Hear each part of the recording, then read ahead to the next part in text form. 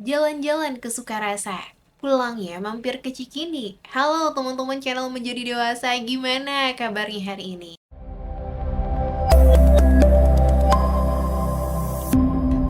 Gimana kabar 1 bulan di bulan April? Karena kita udah mau akhir bulan nih ya. Akhir bulan tuh banyak banget nih dinamikanya ya. Paham lah akhir bulan kayak gimana. Akhir bulan gimana nih teman-teman di bulan April? Apakah banyak bahagianya atau banyak dukanya atau banyak nano-nanonya? Semoga apapun yang terjadi pada teman-teman, teman-teman tetap bersyukur ya. Karena aku gak bakalan bosen untuk mereminder kita agar selalu bersyukur. Dan aku juga ingin mengucapkan turut berbela-sungkawa, turut berduka cita kepada teman-teman yang mungkin terkena dampak dari gempa Garut tadi malam. Tadi di Bandung, aku juga merasakan lumayan besar ya guncangannya dan juga lumayan agak lama. Dan yang pertama kali terbersit dalam pikiranku ketika terjadi gempa adalah di mana titik gempanya. Dan yang terbersit dalam pikiranku adalah gimana orang tuaku, gimana keluarga aku, gimana teman-temanku. Karena ternyata tidak bisa dipungkiri ya, semakin bertambah dewasa, kalau aku pribadi, aku merasa semakin takut kehilangan. Takut kehilangan orang tua pastinya.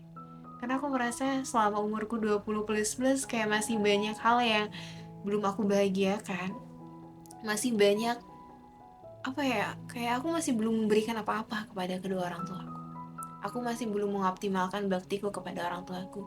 Hingga pada akhirnya aku sering kali berdoa kepada Allah, ya Allah, tolong jaga orang tuaku, tolong jaga keluargaku. Ya Allah, tolong jangan Engkau ambil kedua orang tuaku sebelum aku mengoptimalkan baktiku kepada mereka. Dan hari ini aku ingin bahas kepada teman-teman tentang orang tua. Karena melihat fenomena di media sosial saat ini aku juga miris. Teman-teman mungkin sudah melihat ya bagaimana postingan, ada postingan seorang anak yang menganiaya ibunya karena tidak dibelikan motor. Aku melihat postingan itu kayak, kok bisa ya? Kok bisa ada anak setega itu? Ibu loh. Ketika berbicara mengenai ibu, siapa sih yang kuat gitu loh? Ibu tuh orang yang udah mengandung, udah melahirkan, menyusui dan merawat kita dari kecil sampai besar. Kok bisa sih ada anak yang setega itu menganiaya ibunya? Dan kalau aku melihat fenomena saat ini, banyak generasi muda saat ini yang mereka kayak, kok tega ya? Entah itu menganiaya ibunya, entah itu membentak ibunya, entah itu menyakiti kedua orang tuanya. Kok bisa ya? Semakin zaman semakin canggih, kok adabnya semakin gak ada. Bahkan ke orang tuanya sendiri, bahkan orang tua yang apa ya namanya, yang membesarkan, yang mengasuh dengan kasih sayang. Apakah itu mungkin karena arus informasi yang sangat luar biasa mungkin ya saat ini, kebebasan informasi, kita bisa mengakses apapun gitu ya, hingga pada ini itu mempengaruhi mindset anak-anak yang bisa melawan kepada kedua orang tuanya. Padahal dalam Islam kita mengucapkan ah aja itu nggak boleh. Tapi kan kenapa ya gitu ya, generasi muda saat ini tuh kayak, kok mereka tegaan banget ya gitu. Entah itu menganiayai anaknya, entah itu menganiayai orang tuanya, atau bahkan ayah yang mencabuli anaknya. Kok bisa gitu loh. Ini kayak kalau melihat fenomena saat ini semakin miris ya. Dan tantangannya bagi kita orang-orang muslim, bagi kita pemuda-pemuda yang nantinya akan menjadi penerus bangsa, yang nantinya akan menjadi pemimpin bangsa, tantangan semakin sini semakin besar. Bagaimana kita bisa mendidik anak-anak kita agar kembali menjadi fitrahnya gitu, sesuai dengan ajaran Islam, mereka yang bakti kepada orang tuanya, mereka yang hormat kepada orang tuanya. Dan kok bisa aku kayak miris loh, sampai mukanya tuh sampai bonyok kan, kayak ketika dia menganiaya ibunya, emang nggak kepikir gitu gimana ibunya teh nyiapin makan dia, gimana ibunya teh ngurus dari kecil, gimana ibunya teh masih sayang sama dia. Ya siapa sih orang tua yang gak sayang sama anaknya kan? Dan ketika berbicara dengan mengenai orang tua, siapa sih yang kuat? Orang tua tuh sering banget menyembunyikan kesedihannya di hadapan anak-anaknya. orang tua tuh sering banget menahan lapar, yang penting anak-anaknya kenyang. Orang tua tuh sering banget kerja banting tulang dari pagi sampai pagi lagi agar anak-anaknya bisa makan, agar anak-anaknya bisa kuliah. Atau orang tua tuh sering banget pinjam sana sini supaya anak-anaknya bahagia, supaya memenuhi apa sih yang diinginkan anak-anaknya, supaya anaknya bisa kuliah. Tapi kenapa ya anak-anak sekarang tuh kayak gitu loh. Ini jadi tantangan besar bagi kita. Dan sebagai orang muslim yang diperintahkan oleh Allah untuk berbakti kepada kedua orang tua, seperti berbaktinya Luqman kepada ayahnya. Ini jadi satu tantangan ya bagi kita, dan kita juga harus berpikir untuk nantinya ketika kita menjadi orang tua, ya jangan sampai anak-anak kita seperti itu kepada kita. Dan juga aku ingin sharing teman-teman, kemarin tuh aku ketemu sama salah satu orang tua. Biasalah, pasca kegiatan ada kayaknya Allah menggerakkan diriku dan temanku untuk mampir ke suatu warung gitu lah.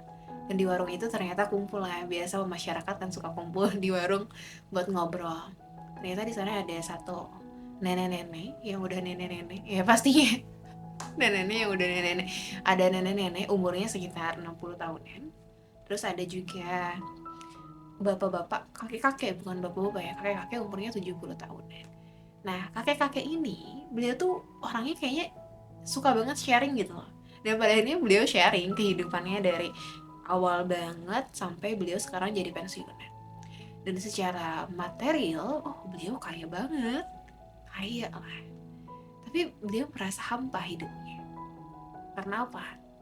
Karena beliau punya anak 5, diceritain tuh. Anaknya semuanya sarjana dan sudah menikah. Ya otomatis kalau sudah menikah ya sudah tidak dengan orang tua. Beliau merasa hampa karena beliau tinggal sendirian. Tidak ada anak-anaknya yang tinggal bersama beliau gitu loh. Dan beliau merasa iri dengan yang nenek-nenek tadi. Nenek-nenek tadi hidup dengan harmonis bersama keluarganya, bersama cucunya, bersama anaknya. Ya beliau iri. Dan nenek-neneknya tambah bilang gini, iya saya punya menantu yang perhatian banget. Nih tambah iri dong bapaknya. Dan kita sebagai anak muda kan berpikirnya gini, kan bapak kaya ya, bapak banyak hartanya, pastinya bapak bahagia dong. Ini bapaknya bilang bahwa kebahagiaan itu tidak tergantung pada harta, tapi kebahagiaan itu tergantung pada kasih sayang orang-orang yang ada di sekitar kita, khususnya keluarga kita. Dan ternyata aku berpikir, oh iya ya, orang tua itu bisa mengurus anak, berapapun anaknya, mau 5, mau 10 gitu ya, dari kecil sampai dia dewasa, sampai dia menikah. Tapi sedikit sekali anak yang bisa mengurus orang tuanya ketika mereka sudah beranjak usia. Jadi kayak, ya Allah, ini jadi satu reminder ya. Kayak sedih banget. Dan bapaknya bilang, ya udah, hidup saya serasa hampa, mau nyari apa lagi gitu. Anak-anak udah dengan keluarganya, padahal umur-umur segitu tuh harusnya lagi romantis-romantisnya bareng cucu-cucunya gitu kan. Dan kayak itu jadi reminder bagi diriku sendiri bahwa selagi Allah memberikan kesempatan, orang tua aku masih ada saat ini, orang tua teman-teman masih ada saat ini, berarti Allah masih memberikan kesempatan kita untuk berbakti kepada mereka, untuk membahagiakan mereka, dan untuk mengazamkan diri kita bahwa suatu saat nanti ketika orang tua kita sudah beranjak usia, ketika orang tua kita mungkin sudah mulai ingatannya Allah ambil satu persatu, kita yang harus mengurus mereka. Jangan sampai kita yang meninggalkan mereka. Itu jadi reminder bagi aku, oh iya ya. Oh iya, ternyata memang kalau belajar mengenai Islam sesempurna itu ya. Islam mengajarkan kita untuk berbakti kepada kedua orang tua kita. Bahkan ada kisah-kisah terdahulu, Uwais Al-Qarni yang sangat berbakti kepada ibunya. Sampai beliau dimention sama Nabi Muhammad SAW.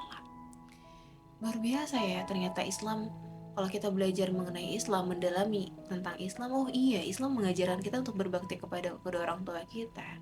Dan itu yang sepertinya miss di generasi sekarang. Banyak asupan-asupan informasi yang pada akhirnya apa ya, mempengaruhi mindset generasi sekarang untuk melawan kedua orang tuanya. Kalau misalkan aku pengen A tapi gak dituruti, aku bakalan aniaya orang tuanya, membunuh orang tuanya. Karena tidak dibarengi dengan asupan spiritual yang bagus. Gitu loh. Ada yang miss dari sana. Itu menjadi tantangan bagi diri kita sebenarnya ketika teman-teman dihadapkan dengan fenomena tadi, banyak orang anak-anak yang menganiaya orang tuanya, atau banyak kasus KDRT, banyak ada suami yang mencabuli ataupun bapak yang mencabuli anaknya. Itu juga jadi fenomena yang bukannya membuat kita takut untuk berkeluarga misalkan, tapi menjadi fenomena yang membuat kita berpikir apa sih sebenarnya yang terjadi, apa sih sebenarnya yang miss gitu loh. Dan kita berpikir bagaimana nantinya ketika kita sudah berkeluarga, ketika kita sudah menjadi orang tua, bagaimana kita membuat satu sistem parenting yang baik agar anak-anak kita benar-benar menyayangi kita gitu loh. Bukan anak-anak yang nantinya yang melawan kita gitu loh. Agar suami kita nantinya menjadi suami itu bukan hanya sebagai suami, tapi bapak yang melindungi anaknya, bukan orang yang bapak yang menodai anaknya. Kayak gitu loh teman-teman. Jadi luar biasa ya kalau kita kembali lagi kepada Islam gitu. Dan emang penting sih, spiritual itu penting, ngaji itu penting teman-teman. Walaupun teman-teman sekarang udah sibuk kerja dan lain sebagainya, sempatkan untuk ngaji gitu ya, minimal dengerin kajian lah untuk mengisi ruhiyah kita. Dan juga banyak juga ya fenomena-fenomena yang tentang orang tua ketika sudah menikah. Ya kalau perempuan ya memang bakti kita, taat kita ya harus kepada suami kita, tapi bukan berarti kita mengesampingkan bakti kita kepada kedua orang tua, atau bahkan ya suami juga sama gitu. Ada fenomena ya, kamu pilih aku sebagai istrimu atau ibumu. Itu kayak fenomena, menurutku itu bukan suatu pilihan gitu. Antara istri dengan ibu itu bukan suatu pilihan gitu. Apalagi nanti kalau teman-teman sudah menjadi istri, aku pun sudah menjadi istri, jangan sampai teman-teman bilang kamu pilih aku sebagai istrimu atau ibumu. Karena kewajiban untuk berbakti kepada orang tua itu dari awal teman-teman kecil sampai teman-teman meninggal. Bukannya ketika misalkan teman-teman udah menikah, teman-teman gak ada bakti lagi kepada orang tua, enggak. Dan kita pun sebagai istri gitu ya, perempuan-perempuan yang nantinya sebagai istri harus memberikan ruang kepada suaminya untuk berbakti kepada kedua orang tuanya. Jangan sampai kita egois. Egois ya udah suami kita milik kita. Bukan seperti itu. Kayak gitu sih. Aku berpikirnya juga gitu, walaupun aku belum menikah ya. Tapi aku berpikirnya gitu teman-teman. Ini ya se-urgent itu memang. Ketika kita belajar ilmu agama, itu yang akan menjadi benteng kita menghadapi dinamika kehidupan yang luar biasa gitu. Itu yang akan menjadi penguat kita ketika misalkan melihat fenomena-fenomena yang saat ini terjadi, nggak menjadi kita putus asa. Gimana ya, aku gak mau nikah deh karena takut di KDRT, aku gak mau nikah deh takut perceraian dan lain sebagainya. Tapi itu menjadi pemantik kita, aku harus belajar lebih baik nih karena tantangan zamannya semakin besar, semakin luar biasa. Aku juga harus belajar lebih luar biasa lagi kayak gitu. Dan pesanku ini menjadi refleksi bersama ketika Allah masih memberikan kesempatan kepada kita, atau memberikan kesempatan orang tua kita saat ini masih ada, jangan lupa untuk terus membahagiakan mereka, mendoakan mereka, berbakti kepada kedua orang tua kita gitu lah. Karena kalau udah Allah ambil salah satunya pasti sedih banget, gak ada kesempatan lagi kita untuk berbakti kepada mereka kecuali dengan doa-doa kita. Dan untuk teman-teman yang mungkin saat ini orang tuanya sudah meninggal, karena ada satu hadis juga bahwa amalan yang tidak terputus itu adalah amalan dari doa dari anak yang soleh, maka terus saja doakan. Semoga walaupun misalkan sekarang belum bisa bertemu di dunia, nanti bisa bertemu di surganya Allah. Pokoknya sayangi terus orang tua kita. Pokoknya teman-teman juga harus punya satu satu keinginan untuk membenahi generasi saat ini. Jangan sampai kita melihat media sosial teh hal-hal yang buruk terus gitu, hal-hal aniaya anak kepada orang tuanya, anak membunuh orang tuanya, anak membunuh gurunya dan lain sebagainya. Kayak aduh, itu menjadi satu reminder lah, berarti kita harus bergerak. Kita harus bergerak untuk membenahi generasi kita. Kita harus mengembalikan generasi kita yang penuh dengan adab, mereka yang apa ya, moralnya juga bagus gitu loh. Bukan hanya intelektualnya aja yang bagus, tapi juga adabnya bagus. Karena kalau misalkan adabnya bagus, insya Allah lah jadi generasi yang cerdas ya. Bonus demografi 2045 teh bakalan kenyataan. Tapi kalau misalkan kita melihat generasi saat ini, kita biarkan gitu ya, moralnya luar biasa, wah sedang diobrak-abrik gitu. Gimana kita akan berharap dengan generasi emas 2045 gitu. Jadi ini adalah tugas kita bersama untuk sama-sama reminder satu dengan yang lainnya, untuk sama-sama mengazamkan diri ya. Saya bukan hanya hidup untuk diri saya sendiri, tapi saya juga ingin membenahi generasi saat ini. Mulai dari apa? Mulai dari pendidikan nih ya. Teman-teman ketika punya adik ya, ajarkan adiknya dengan hal-hal dan prinsip-prinsip yang baik. Ketika teman-teman punya siapa lagi, murid-murid ya, teman-teman juga ajarkan prinsip-prinsip adab yang baik. Itu barangkali dari tangan teman-teman lah peradaban emas itu muncul gitu lah. Itu sih teman-teman ya, mungkin itu sih sharingku pada akhir ini di bulan April, akhir bulan April. Semoga ada manfaatnya dan semoga menjadi refleksi kita bersama. Dan semangat terus, semoga kita juga menjadi orang yang bukan hanya memikirkan diri kita sendiri, tapi juga memikirkan orang lain yang ada di sekitar kita, dan juga kita memikirkan bagaimana generasi kita ke depannya. Semoga ada manfaatnya dan kita bakalan ketemu lagi di episode selanjutnya. So stay tune terus di channel Menjadi Dewasa. Jangan lupa di subscribe dan sampai jumpa. Dadah, assalamualaikum.